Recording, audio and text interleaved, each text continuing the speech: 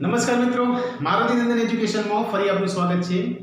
મિત્રો, આપણે last time વિજ્ઞાનની અંદર રુથરફોર્ડનો પ્રયોગ જોયો હતો। સોનાની પાતળી પટ્ટી લીધી હતી, એમાં પરમાણુ હતા, બરોબર? લગભગ 1000 જેટલા પરમાણુ હતા, 100 નેનોમીટરની પાતળી જાડાઈ હતી, થિકનેસ હતી। એમાં આપણે આલ્ફા કણોનું મારું કર્યું હતું અને થોમ્સન એવું કહેતો હતો કે પરમાણુ હંમેશા કેવો હોય, ભાગ તો ભરેલો હોય, બરોબર? જો એ ભરેલો હોય તો આલ્ફા કણોનું મારું કર્યું તો અથડાઈને પાછા આવવા જોઈએ। રુથરફોર્ડનો જે પ્રયોગ કર્યો એમાં આપણને ખબર પડી કે ભાગ કેવો હતો, ખાલી હતો, રાઈટ?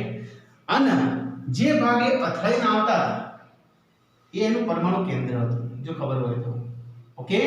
ઈકણ કિરણ આવ્યું હોય તો અથડાઈને પછી એનું વિચલન થતું, ઓકે? સાથે સાથે રુથરફોર્ડે એવી પણ માહિતી આપી હતી, કેવી? ઇલેક્ટ્રોન જે છે એ ઇલેક્ટ્રોન વર્તુળાકાર કક્ષામાં ભ્રમણ કરે, ઓકે? અને વર્તુળાકાર કક્ષામાં ભ્રમણ કરી ઊર્જા ગુમાવે છે, ઓકે? આ એની વાત સાચી કે ખોટી એના માટે મેં તમને કીધું કે આગલો વિડિયો જોજો। તો આજે આપણે જોઈએ રુથરફોર્ડનો પરમાણુ નમૂનો। રુથરફોર્ડે જે પ્રમાણે કીધું, બરોબર, એ પ્રમાણે આપણે જોવા જઈએ તો જો ઇલેક્ટ્રોન વર્તુળાકાર કક્ષામાં પરિભ્રમણ કરી ઊર્જા ગુમાવે અને ઊર્જા ગુમાવતો હોય તો ધીમે ધીમે એની શક્તિ ઓછી થતી જાય। આ શક્તિ ઓછી થતી જાય તો છેવટે એ કેન્દ્ર સાથે ટકરાય, અથડાય।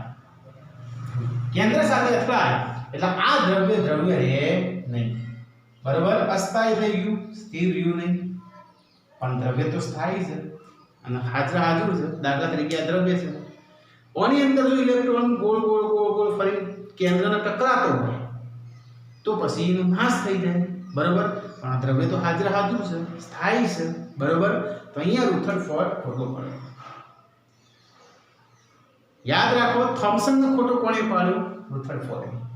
રુથરફોર્ડને ખોટો કોણે પાડ્યો? કોક તો હશે ને। તો આવું નહીં થતું એવું કહેવા વાળો વૈજ્ઞાનિક કયો? તો આજે આપણે ભણશું એના વિશેની વાત। નિલ્સ બોર, યાદ રાખજો, નિલ્સ બોર નામના વૈજ્ઞાનિકે એક બીજો પ્રયોગ કર્યો અને એને કીધું, પ્રયોગના આધારે, સંશોધનના આધારે, કે ઇલેક્ટ્રોન ખરેખર કેવી રીતના પરિભ્રમણ કરે છે એની આપણે વાત કરી। અહીંયા ખાલી ઇલેક્ટ્રોનના મુદ્દા પર રુથરફોર્ડ ખોટો પડે છે। પરમાણુ કેન્દ્રની વાત એની સાચી હતી, ઇલેક્ટ્રોન જે પરિભ્રમણ કરે છે એ બાબત અહીંયા ખોટી પડે। તો પ્રશ્ન થાય કે ચલો હાલો ભાઈ, રુથરફોર્ડ ખોટો પડ્યો, બરોબર? તો કેવી રીતે ઇલેક્ટ્રોન પરિભ્રમણ કરતો હશે એની આપણે વાત કરીએ। તો નિલ્સ બોરની હવે વાર્તા કરીએ। સૌથી પહેલા આપણે થોમ્સનની વાર્તા કરીએ, બરાબર? સૌથી પહેલા થોમ્સનને ખોટો પાડો કોને? ડાલ્ટનને ખોટો થોમ્સને પાડ્યો। ડાલ્ટને જે કીધું હતું ને, બરાબર?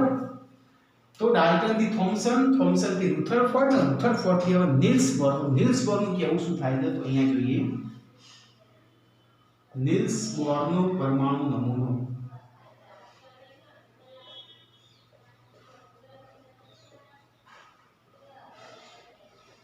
નિલ્સ બોર શું કહેવા માંગે છે? તો નિલ્સ બોર એવું કહેવા માંગે છે કે પરમાણુ જે છે, પરમાણુની અંદર ઇલેક્ટ્રોન જે હોય એ ઇલેક્ટ્રોન પોતપોતાની કક્ષાની અંદર પરિભ્રમણ કરતા હોય, ચોક્કસ કક્ષાની અંદર। અને કક્ષાની અંદર જ્યારે પરિભ્રમણ કરતા હોય ત્યારે ઇલેક્ટ્રોન ઊર્જા ગુમાવતો નથી। રુથરફોર્ડ એવું કહેતો તો ઊર્જા ગુમાવે છે।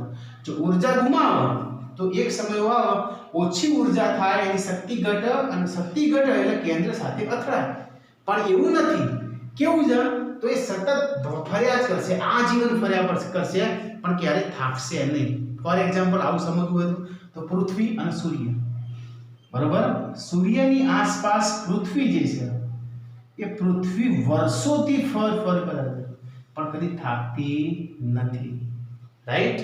પૃથ્વી જે છે સૂર્યની આસપાસ વર્ષોથી ફરે છે, કદી એ થાકતી નથી। કેમ નહીં થાકતી? કારણ કે ઊર્જા ગુમાવતી નથી, બરોબર? પૃથ્વીની જગ્યાએ કદાચ આપણે હોઈએ તો કલ્પના કરો, આપણે સૂર્યની આસપાસ ઓટા મારતા હોઈએ તો આપણે ઊર્જા ગુમાવીએ છીએ, અને ઊર્જા ગુમાવીએ છીએ, એક સમય એવો આવશે આપણે થાકીએ છીએ, થાકી લૂંટપોટ થઈ સૂર્ય સાથે ટકરાઈ જઈએ।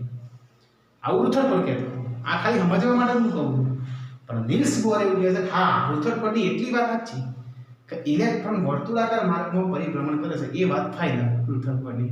પણ રુથરફોર્ડની વાત કઈ ખોટી? કઈ ઊર્જા ગુમાવતું નથી। જો ઊર્જા ગુમાવતો હોય તો શું થાય? તો ઊર્જા ગુમાવી પછી એ અહીંયા નજીક નજીક આવી જાય, કેન્દ્રના નજીક નજીક આવી જાય, થાક્યો હોય ને નજીક નજીક આવી જાય અને છેલ્લે પડે સેન્ટરમાં, ટકરાય એટલે બ્લાસ્ટ થઈ જાય, અસ્થાયી થઈ જાય, ખબર પડે? એટલે એવું થતું નથી, બરોબર? તો નીલ્સ બોરે રુથરફોર્ડની જે વિચારધારા હતી એને ખોટી પાડી અને કીધું કે ઇલેક્ટ્રોન વર્તુળાકાર માર્ગમાં પોતપોતાની કક્ષામાં પરિભ્રમણ કરે છે, જેમ પૃથ્વીના રસ્તામાં જ પરિભ્રમણ કરે. પછી તો મંગળની વાત કરો તો મંગળે પોતાના રસ્તામાં જ પરિભ્રમણ કરે છે, એ પૃથ્વીના રસ્તામાં કદી આવે નહીં. બુધની વાત કરો, શુક્રની વાત કરો, બધા પોતાના રસ્તામાં પરિભ્રમણ કરે. એમ અહીંયા પણ ઇલેક્ટ્રોન જે છે, એક ઇલેક્ટ્રોન હોય એ પોતાના રસ્તા પર પરિભ્રમણ કરે, એના બીજો ઇલેક્ટ્રોન એ પણ પોતાના રસ્તા પર પરિભ્રમણ કરે, ત્રીજો ઇલેક્ટ્રોન એ પણ પોતાના રસ્તા પર પરિભ્રમણ કરે. તો આ રસ્તામાં એને કક્ષા નામ આપ્યું, યાદ રાખજો. નીલ્સ બોરે આ રસ્તામાં શું કીધું? કક્ષા નામ આપ્યું. ઓકે, ચલો આજે ખબર પડી ગઈ કક્ષા વિશેની માહિતી. આ પૃથ્વી, મંગળ, બુધ, ગુરુ, શુક્ર જે છે એના પરથી આપણને ખબર પડી જાય, એટલે આમાં સમજવા જેવી વસ્તુ જે છે એ એકદમ ઈઝી પડી જાય. તો પ્રશ્ન એ થાય કે માનો કે સોડિયમ આપણા પાસે પરમાણુ કયો? સોડિયમ. એટલે પરમાણુ ક્રમાંક 11. તો 11 ઇલેક્ટ્રોન કેવી રીતે ભરવાના?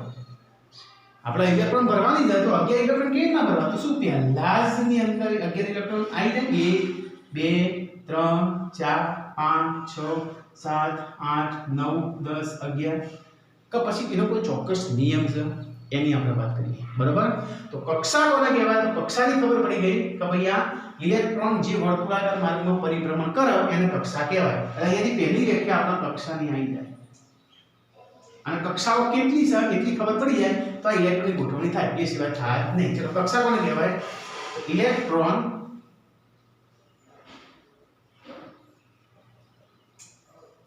જે વર્તુળાકાર માર્ગમાં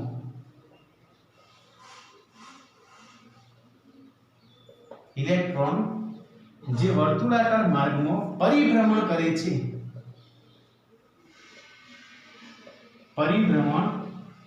છે, તે માર્ગને, એ રસ્તાને જ, એ વર્તુળાકાર રસ્તો છે એ માર્ગને જ કક્ષા કહેવાય, કક્ષા કહે છે, બરાબર? તો આ તમારી કક્ષાની વાત થઈ. ઓકે, તો કેટલી કક્ષાઓ છે ટોટલ? તો કક્ષાઓ તો ઘણી હોય. દાખલા તરીકે અહીંયા આપણે ન્યુક્લિયસ લઈ લઈએ, n એટલે ન્યુક્લિયસ, પરમાણુ કેન્દ્ર. ઓકે, એની આસપાસ આ પહેલી કક્ષા, ગોળ છે એવું તમે સ્વીકારજો. કદાચ એવું લાગે ના ગોળ જેવું, વર્તુળ જેવું ના લાગે તો તમે એવું સ્વીકારી લેજો સાહેબ વર્તુળ જ દોરી દો. ઓકે, ચલો આ પહેલી કક્ષા, આનું ન્યુક્લિયસ છે એટલે યાદ રાખજો. બીજી કક્ષા, ઓકે, ત્રીજી કક્ષા, ઓકે, ચોથી કક્ષા, ઓકે. આવી રીતના પહેલી કક્ષા જે છે એને નંબર આપ્યા 1 2 3 4. ઓકે, પહેલી કક્ષાને કે કક્ષા કહેવાય અથવા કે કોષ કહેવાય. કે એલ એમ એન એવા આપણે ખાલી નામ આપેલા છે, બરાબર? હવે પ્રથમ કક્ષા છે તો પ્રથમ કક્ષાને કે કક્ષા કહેવાય. બીજી કક્ષા છે એ એલ કક્ષા, ત્રીજી કક્ષા એ એન કક્ષા, ચોથી કક્ષા એ એન એલ કક્ષા, બરાબર? કે એલ એમ અને એમાં હજી કહું જે ચોપડીમાં નહીં આપી એ માહિતી, બીજી ત્રીજી ચોથી કક્ષાની અંદર બીજી કક્ષા આવે એને ગૌણ કક્ષા કહેવાય અથવા કક્ષક કહેવાય. આ બીજીની અંદર જે તમારા ચોપડીમાં નહીં આવ્યું, ત્રીજીની અંદર પેટા કક્ષા હોય, ચોથીની અંદર પેટા કક્ષા છે, બરાબર? એને કક્ષક કહેવાય. આ તમારું 11 સાયન્સમાં આવશે વસ્તુ, હાલ નહીં આવે, બરાબર? પ્રથમ કક્ષાની આસપાસ બીજી કોઈ કક્ષા નથી, એટલે પ્રથમ કક્ષામાં કક્ષા જ છે, એક જ રસ્તો છે. પણ બીજી ત્રીજી અને ચોથી જે કક્ષા છે એમાં બીજી પણ કક્ષા આવેલી છે, એ ગૌણ કક્ષા કહેવાય જેને કક્ષક તરીકે ઉલ્લેખાય છે, બરાબર? પણ આ માહિતી 11 સાયન્સમાં આવશે, 9માં નહીં આવતી. ઓકે, ચલો હવે પ્રશ્ન એ થાય કે ઇલેક્ટ્રોનની આની અંદર ઇલેક્ટ્રોન કેવી રીતના સમાવાય, એનો કોઈ ચોક્કસ નિયમ છે કે નહીં એની આપણે વાત કરીએ તો હા, એનો ચોક્કસ નિયમ છે, એની આપણે વાત કરીશું. આટલી ખબર પડી ગઈ કક્ષા અને કક્ષકનું. ઓકે, ચલો હવે આગળ વધીએ આપણે કે આ કક્ષા અથવા કક્ષકની અંદર આપણે કક્ષાને જ ધ્યાનમાં રાખવાનું. કક્ષક તો તમારે ખાલી એમને માહિતી જનરલ નોલેજ માટે આપી કે આવું તમારે પાછળ આવશે તો તમે કન્ફ્યુઝ ના થાઓ. ભાઈ સાહેબે 9માં તો કક્ષા જ ચલાવે, કક્ષામાં તો ચલાવે, એની આખી બાબતની માહિતી આપી દીધી તમને, બરાબર? સાયન્સ રાખશો તો બાકી નહીં, આર્ટ્સ કોમર્સમાં નહીં. ઓકે, तो इलेक्ट्रॉन જે વર્તુળાકાર માર્ગમાં પરિભ્રમણ કરે એને શું કહેવાશે? કક્ષા કહેવાશે. હવે કઈ કક્ષામાં કેટલા ઇલેક્ટ્રોન સમાય એની આપણે વાત કરી. તો સૌથી પહેલા અહીંયા તમારે એક આકૃતિ દોરી દેવાની, બરાબર? નાની એવી આકૃતિ દોરી દેવાની. અહીંયા n લખી દેવાનું, ન્યુક્લિયસ એટલે કે પરમાણુ કેન્દ્ર. આ પહેલી કક્ષા K, એના ઉપર બીજી કક્ષા L, એના ઉપર ત્રીજી કક્ષા M અને એના ઉપર ચોથી કક્ષા N. K L M N line છે, બરાબર? તો પ્રથમ કક્ષામાં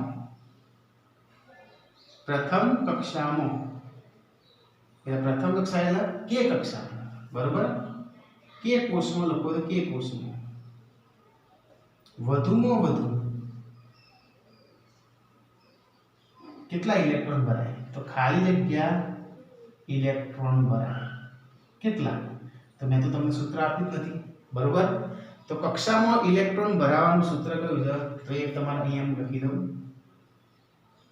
કક્ષામાં અથવા અહીંયા લખી દઉં. ચલો, કોઈ પણ કક્ષામાં ઇલેક્ટ્રોન ભરાવાનું સૂત્ર આવું છે 2n નો વર્ગ. સૂત્ર કયું છે? 2n નો વર્ગ. n બરાબર પહેલી કક્ષા લો, પ્રથમ કક્ષા એટલે પહેલી, તો n ની જગ્યાએ 1 મૂકો અને જે જવાબ આવે 2, n ની જગ્યાએ 1 મૂકો અને એનો વર્ગ. તો 2 1 નો વર્ગ કેટલો થાય? 1. તો 2 એકા 2. પહેલી કક્ષામાં 2 ઇલેક્ટ્રોન ભરાશે. આવા તમે MCQs આવો અને ભરવાના છો. આ પહેલી કક્ષા કેમાં તમે વધુમાં વધુ 2 ઇલેક્ટ્રોન ભરી શકો. હવે આપણે કોઈ પ્રશ્નની વચ્ચે લીધો તો ખબર સોડિયમ વાળો કે ભાઈ સોડિયમમાં 11 પરમાણુ છું, તો શું પહેલી કક્ષામાં 11 ઇલેક્ટ્રોન ભરી શકાય ખરા? 1 2 3 4 5 6 7 8 કરી? તો ના. ખબરી પહેલીમાં તમે ફક્ત 2 જ ઇલેક્ટ્રોન ભરી શકો. પહેલી કક્ષામાં કેટલા ભરી શકો? 2 જ. 2 થી વધારે ભરી શકો નહીં. તો બીજી કક્ષામાં કેટલા? તો ગણિત જેને આવડતું છે ને થોડું ઘણું, n બરાબર 2 મૂકો પછી મને કોક સાહેબ આટલા આવે એટલી ગણિત હું લખું. થોડું ઘણું ગણિત આવડતું હોય. બીજી કક્ષામાં એટલે કે K પછી L કોષમાં વધુમાં વધુ એટલે એટલા અથવા એનાથી ઓછા પણ ચાલે, પણ એનાથી વધુ ના ચાલે. વધુમાં વધુ ખાલી જગ્યાએ ઇલેક્ટ્રોન સમાન.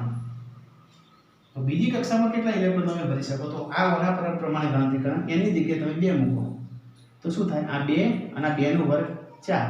4 દુ 8 ઇલેક્ટ્રોન તમે ભરી શકો. જેને ગણિત આવડતું હશે ને પહેલે જવાબ લાવી દીધો હશે, બરોબર? મારે કહેવા હતી. તો કેટલા ઇલેક્ટ્રોન ભરી શકો? 8. તો તમારા પહેલી કક્ષામાં ફક્ત 2 જ ઇલેક્ટ્રોન ભરી શકો. બીજી કક્ષામાં વધુમાં વધુ કેટલા ઇલેક્ટ્રોન ભરી શકો? 8. 8 થી વધારે ભરી શકો નહીં. ચલો, એવી રીતે ત્રીજી કક્ષામાં જેને ગણિત આવડતું હોય જાતે વિચારજે. એમાં n બરાબર 3 મૂકો, જ્યાં સુધી હું લખું ત્યાં સુધી. ત્રીજી કક્ષામાં એટલે K L પછી M. M કક્ષામાં વધુમાં વધુ ખાલી જગ્યા ઇલેક્ટ્રોન ભરાય. ચલો, ત્રીજી કક્ષામાં કેટલા ભરાય? તો ગણતરી કરી દઈએ. 2 ની જગ્યાએ 3 મૂકી દઈએ. 3 નો વર્ગ 9. 9 ગુણ્યા 2 એટલે 18. તો ત્રીજી કક્ષામાં તમે વધુમાં વધુ 18 ઇલેક્ટ્રોન ભરી શકો. કેટલા? 18. બરોબર? 18 થી વધારે ઇલેક્ટ્રોન તમે ત્રીજી કક્ષામાં ભરી શકો નહીં. ઓકે? અને લાસ્ટ ચોથી કક્ષામાં કેટલા? તો હવે તો લગભગ દરેકને આવડતું છે. ચોથી કક્ષામાં K L M અને N કક્ષામાં, મારી કક્ષામાં. ઓકે? ચોથી કક્ષામાં વધુમાં વધુ ખાલી જગ્યા ઇલેક્ટ્રોન ભરાય. કેટલા ઇલેક્ટ્રોન ભરી શકો? ગણતરી કરજો. n બરાબર 4 મૂકી દો, અહીંયા 4 મૂકી દો. 4 નો વર્ગ 16. 16 દુ 32 ઇલેક્ટ્રોન ભરી શકો. ગણતરી પ્રમાણે જોઈ લો. કેટલા ભરી શકો? 32 ઇલેક્ટ્રોન ભરી શકો. બરોબર? તો આ વસ્તુ તમારે ગોખવાની ના આવે. અમુક જણા છે કૃષિ પહેલીમાં 2, બીજીમાં 8, 8. આ સૂત્ર યાદ રાખવાનું. બરોબર? તો અહીંયા હું છેલ્લા બે પોઈન્ટ લખી દઉં કે કક્ષામાં ભરાતા ઇલેક્ટ્રોન ની સંખ્યા શોધવાનું સૂત્ર. કોઈ પણ કક્ષાની અંદર કેટલા ઇલેક્ટ્રોન ભરાય એની સંખ્યા શોધવું હોય તેનું સૂત્ર 2n². મોટા અક્ષરે લખો. કેવું છે? 2n². ઓકે? તો આ માહિતી ખબર પડી ગઈ. પહેલીમાં કેટલા, બીજીમાં કેટલા, ત્રીજીમાં કેટલા, ચોથીમાં કેટલા. હવે પ્રશ્ન એ થાય કઈ રીતે ભરી શકાય એની વાત. ચલો, તો આપણે જુદા જુદા તત્વોની ઇલેક્ટ્રોન ભરવાની કોશિશ કરીએ. એક વખત નજર ફેરવી દો.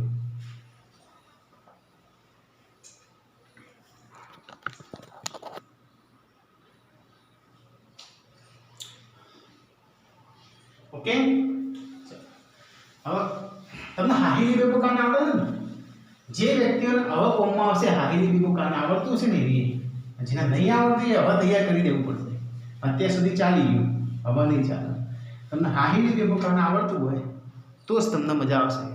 ચલો હાહિલી બેબો કાનમાં હા હી લી બે બો કા ના ઓ ફ ની 10 તત્વો લખ્યા. ओके, हा मतलब हाइड्रोजन,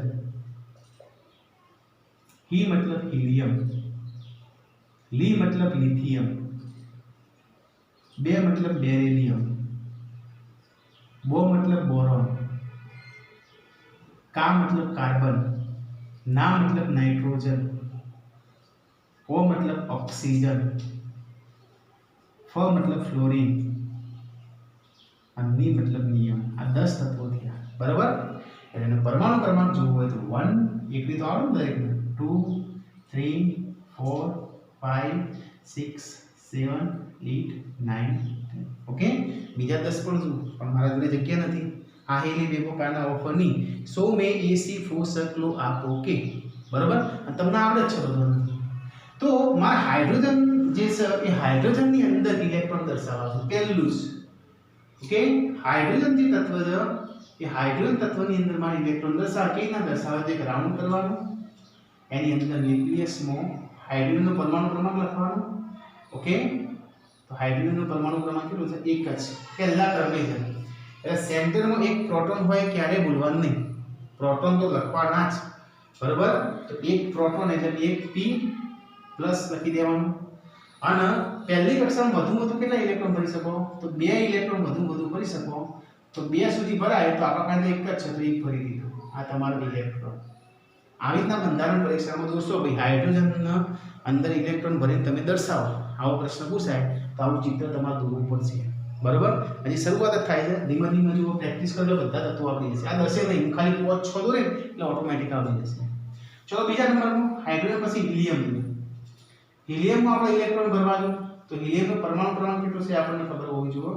તો હિલિયમનો અહીંયા ડાયરેક્ટ એચી લખો તોય ચાલે. હિલિયમનો પરમાણુ ક્રમાંક 2 છે એટલે 2 પ્રોટોન, બરાબર? પહેલી કક્ષામાં કેટલા ભરી શકો એ પણ યાદ રાખવાનું. કે કક્ષામાં 2 ઇલેક્ટ્રોન ભરાય, એલ કક્ષામાં 8 ઇલેક્ટ્રોન ભરાય, કે એલ પછી એમ કક્ષામાં 18 અને ચોથી કક્ષામાં 32. ઓકે, આ આપણો જોઈ લીધું જે ફંડા થયો. તો 2 ઇલેક્ટ્રોન ભરી શકાય તો એક ઇલેક્ટ્રોન ભર્યો અને બીજો ઇલેક્ટ્રોન ભર્યો, બરાબર? આ બે ઇલેક્ટ્રોન E પેલો P+. ઓકે, તો આ તમારી હિલિયમનું બંધારણ થઈ ગયું. ચલો એના લિથિયમનો ખાસ જોજો. લિથિયમ તો એની અંદર વાત કરો તો સેન્ટરમાં Li એમાં 3 પ્રોટોન હોય, કારણ કે લિથિયમનો પરમાણુ ક્રમાંક કેટલો છે? તો 3 છે. તો બાહ્ય કક્ષામાં કેટલા ઇલેક્ટ્રોન ભરી શકો? 3 ઇલેક્ટ્રોન. તો કોઈ વિદ્યાર્થી ઉતાવળ કરીને જો આવી રીતના ભર દે 1 2 અને 3 આવી રીતના ભર દે તો સાહેબ મસ્ત ખોટું આલ દે છે. કેમ મસ્ત ખોટું આલ્યું? કારણ કે પહેલી કક્ષામાં તમારી પ્રાયોરિટી કેટલી છે? અધિકાર કેટલો છે? 2 જ ઇલેક્ટ્રોન ભરવાનો, 2 થી વધારે નહીં. તમે 2 જ ભરી શકો. અને પહેલી કક્ષામાં તને જેને બતાવ્યા તો તમારે ખોટું કરે. તો 2 ઇલેક્ટ્રોન ભરવાના હોય તો તમને એક પ્રશ્ન સાહેબ આમાં તો 3 પરમાણુ ક્રમાંક છે. હિલિયમનો પરમાણુ ક્રમાંક કેટલો છે? 3. તો 3 ભરવા માટે શું કરવું પડે? તો એક નવી બીજી કક્ષા લેવી પડે. આ કે કક્ષા કહેવાય. એના સિવાય તમારે બીજી દોરવી પડે એલ કક્ષા, કે પછી એલ કક્ષા. એમાં તમે આ સુધી ભરી શકો, બરોબર? તો તમારે જે ખૂટતા હોય એટલે ભરવાના. એક ને 2 આવી ગયું, એક જ ખૂટે છે ખાલી. તો એક ઇલેક્ટ્રોન અહીંયા દર્શાવી દેવાના. થઈ ગયા 3. ઓકે, આ બંધારણ તમારે સાચું ભાઈ સાહેબ ખુશ થઈ પછી સાચું વાત દે છે જો આવી રીતના દોર્યું છે. ઓકે, તમારે ભાઈ એવું નહીં કે 10 ઇલેક્ટ્રોન આવે તો પહેલી 10 10 વળગાડી દેવાના. અહીંયા નિયમોથી કામ થાય. પહેલીમાં 2 હોય તો 2 જ ભરાય, 2 થી વધારે ભરાય નહીં. તો ત્રીજું શું કરવાનું? તો ત્રીજા માટે બીજી કક્ષા ખરીદવી પડે તમારે. અને બીજી કક્ષામાં જે ખૂટતા હોય, વધ્યા હોય આપણા પ્લાન્ટ એટલા ઇલેક્ટ્રોન તમે ગોઠવી શકો. એ પણ ક્યાં સુધી? 8 સુધી જ. આમાં 8 ઇલેક્ટ્રોન ગોઠવી શકો, એના સિવાય વધારે ગોઠવી શકો નહીં, બરોબર? ચલો ચોથા નંબરમાં આ હિલિયમ બેરિલિયમની વાત કરીએ તો બેરિલિયમનો પરમાણુ ક્રમાંક કેટલો છે? તો 4. તો પહેલી કક્ષામાં આ સેન્ટરમાં પહેલા તો 4 પ્રોટોન, બેરિલિયમ એટલે Be, 4 પ્રોટોન એટલે 4P+. એમાં પહેલી કક્ષામાં કેટલા ભરી શકો? નિયમ શું છે? હજી કોઈ વિદ્યાર્થી ભૂલ કરવા જાય તો આવી રીતના જોજો. चार भरवाना छे ने लेट छे फटाफट तू ये बदल પછી આપણો પેપર આલી ફટાફટ નીકળી જી અને પછી ઘેર આવી આ તો વિજ્ઞાન પેપર મસ્ત છે જોરદાર સપોર્ટ જોરદાર છે આ ખોટું છે બંધા કઈ રીતે ખોટું છે નિયમ શું કહે છે પહેલી કક્ષામાં કેટલા ઇલેક્ટ્રોન ભરી શકો બે તમે કેટલા ભરીને આવ્યા તો બે ઇલેક્ટ્રોન ફોટા ભરીને આવ્યા તમે ઓકે તો શું કરવાનું આ પહેલી કક્ષામાં તમે કે કક્ષામાં બે ભર્યા આ વાત બરોબર હજી બીજા બે ભરવાના છે ને એમાં નવી કક્ષા ઉમેરવી પડે તમારે તબક્કાવાર ભરાય આનો નિયમ છે તો આ એલ કક્ષાની અંદર પાછા જે વધ્યા તમારા જોડે એ ઇલેક્ટ્રોન મૂકવાના તો ત્રીજો અને ચોથો ગમે તે જગ્યાએ હું કઈ વધુ નહીં બરોબર તો ટોટલ પહેલીમાં તમે ભર્યા બે અને બીજીમાં ભર્યા બે બે અને બે ચાર અહીંયા પહેલીમાં ભર્યા બે અને એકમ ભર્યું બે અને એક ત્રણ અહીંયા પહેલીમાં ભર્યા બે અહીંયા પહેલીમાં ભર્યા એક કારણ કે પરમાણુ ક્રમાંક એક હતો તો એક ભર્યો બે હતો તો બે ભર્યા ત્રણ હતો તો પહેલામાં બે અને પછી એક બરોબર બે ની લીમો પહેલામાં બે પછી બે ઓકે હવે આવી રીતે તમને આ બધા આવડશે બરોબર હું ડાયરેક્ટ નિયોન તરફ જાઉં 10મા નંબર ચલો નિયોન એની આપણે વાત કરીએ તો નિયોનનો પરમાણુ ક્રમાંક કેટલો છે 10 ઓકે તો A N E neon okay તો નિયમમાં 10 પ્રોટોન તો દોરી દેવાના પ્લસ પી કેટલા 10 પ્રોટોન और 10 ભરવાનું તો આમાં ઉતાવળ કરાય ના આમાં શીખી લીધું એ પ્રમાણે આમાં શીખીએ તો પહેલીમાં તમે બે જ ભરી શકો તો એક અને બીજો મેં ભરી દીધું કે કક્ષામાં એ કક્ષામાં કેટલા ભરી દીધા અમે બે તો એના માટે હવે બીજા વધ્યા કેટલા એના માટે આપણે બીજી કક્ષા ખરીદવી પડે હવે બીજી કક્ષામાં તમે વધુ કેટલા ભરી શકો તો 8 સુધી ભરી શકો વધુ ના આવે તો ચલો આપણે બે ભર્યા ને તો આ ત્રીજો ચોથો પાંચમો छठो सातमो एनो परमाणु क्रमांक કેટલો છે आठमो नवमो અને 10મો બીજા કક્ષામાં 8 સુધી ચાલે હવે બીજી કક્ષામાં કેટલા થાય ગણજો પહેલીમાં તો 2 થઈ ગયા ચલો પહેલી 2 થઈ ગયા કે પછી એલ કક્ષામાં તો એલ માં કેટલા થાય આ એલ લખી એકમથી જ ગણી આપણે 1 2 3 4 5 6 7 ને 8 તો ચાલી જાય વધુ ના 8 ને 2 વાત જોયું આ તો બીજી નિયમ શું હતો તમે 8 સુધી ભરી શકો પણ એક તત્વ 11 સોડિયમ લઈ લો એના પછીનું તત્વ તો કેવું બંધારણ આવે તો અહીંયા દોરું પૂછો 11મા નંબરનું તત્વ સોડિયમ એની આપણે વાત કરીએ એનો સંજ્ઞા છે Na પરમાણુ ક્રમાંક 11 બરાબર તો જોઈ લો આ સોડિયમ Na એમાં પ્રોટોન કેટલા તો 11 એમાં પહેલી કક્ષામાં બીજી કક્ષામાં ત્રીજી કક્ષામાં ચોથી કક્ષામાં જે પણ હોય પહેલી કક્ષામાં કેટલા ભરી શકો તમે તો પહેલી કક્ષામાં 2 તો 1 અને 2 ઓકે બીજીમાં 8 ની કેપેસિટી છે 1 2 3 4 5 6 7 8 કેટલા છે ટોટલ ગણો ટોટલ બધા પહેલીમાં 2 બીજીમાં 8 ને 2 કેટલા થયા 10 જ થયા ને હવે 11 માં ભરવું તો ચો ભરાય તો એમાં ભર દઉં ના ભરાય એ 9 થઈ જાય જો આ બીજી કક્ષામાં તમે ભરી દો આ કક્ષામાં ના દો અને તમે બીજી કક્ષામાં ભરી દો તો પહેલીમાં તમે 2 ભર્યા તો નિયમ પ્રમાણે જ ભર્યા બીજીમાં કેટલા ભરવાના હતા 8 તો નિયમ પ્રમાણે 8 ભરાઈ ગઈ પણ હજી એક ઇલેક્ટ્રોન ખૂટે છે આપણે 11 ભરવાના હતું ને આપણે ભર્યા કેટલા હજી તો 10 2 અને 8 10 હજી એક ભરવું છે તો હેડા સાહેબ જોતા નહીં હોય દોર દી આપણે અને હોય 9 લખી દી તો 2 9 11 થવાના શું અમે ગણિત તો સરખું જ છે કે 9 2 ક્યાં તો સાહેબ મસ્ત ખોટું વાલે છે કેમ હવે કેમ ખોટું વાલે સાહેબ તો પહેલી 2 તો ભરેલા છું સાચા જ છો તો એ વાત સાચી તમારી ચલો 2 ભરેલા હવે બોલો સાહેબ બીજીમાં 9 ભરાઈ ગયા ભૂલથી ત્યાં લખો બીજીમાં કેટલા ભરી શકો 8 ભરી શકો 9 ના ભરી શકો ખબર પડી અહીંયા કેટલા ભરી શકો 8 ભરી શકો ઓકે 1 2 3 4 5 6 7 ને 8 તો હવે 8 ને 2 10 થયા હજી એક ઇલેક્ટ્રોન ખૂટે છે તો પાછી નવી કક્ષા તમારે ખરીદવી પડે ત્રીજી કક્ષા કે એલ અને એમાં તમારે એક ઇલેક્ટ્રોન દર્શાવવો પડે ખ્યાલ આવી ગયો તો 2 8 અને 1 કે એલ અને એમ 2 8 અને 1 એનું બંધારણ આવું થાય 2 8 અને 1 2 અને 8 10 10 ની સંખ્યા બરાબર આમાં તમે 18 સુધી હવે ભરી શકો પણ એ 18 કેવી રીતના ભરાય છે એ બધાનું ટોટલ થઈને 18 થવું જોઈએ આમાં પાછું એવું છે અમે એક એક 18 ના ભરાય તમે ત્રીજી કક્ષામાં પણ 8 જ ભરી શકશો હવે કોઈનો પ્રશ્ન છે કેવી રીતના તો દાખલા તરીકે હું બતાવું છેલ્લું બંધારણ આ હિલિયમ અંદર કેલ્શિયમનું બંધારણ બતાવું છેલ્લું 20મા નંબરનું તત્વ કેલ્શિયમ બરાબર અને આજનો આપણો છેલ્લો પોઈન્ટ ધ્યાન આપજો કેલ્શિયમનું પરમાણુ ક્રમાંક 20 છે ઓકે 20 કેવી રીતના થાય એ આપણે શીખીએ તો કેલ્શિયમ Ca પ્લસ પ્રોટોન કેટલા તો 20. ચલો નિયમ પ્રમાણે તમે મને કહો પહેલી કક્ષામાં કેટલા ભરવું તો સાહેબ પહેલી કક્ષામાં તો 2 જ ભરાય. હા તો ભરતો ચલો 1 અને 2 ભરી દીધું એક કક્ષામાં. ઓકે ચલો 2 ભરી દીધા. પછી આપણા પાસે 20 ઇલેક્ટ્રોન છે તો 2 જતા રહ્યા. બીજી કક્ષામાં કેટલા ભરવાની કેપેસિટી છે 8. તો ચલો 8 ભરી દો 1 2 3 4 5 6 7 8. ચલો બીજી 8 ભરી દીધા. 8 ને કેટલા થયા 10. હજી આપણા જોડે 10 છે. ત્રીજી કક્ષામાં કેટલા ભરી શકો તો 18. તો અહીંયા કન્ફ્યુઝન થાય. તમે કેપેસિટી કેટલી આપી ત્રીજામાં 18 તો તમને 18 સુધી આપણે ભરી દેશું.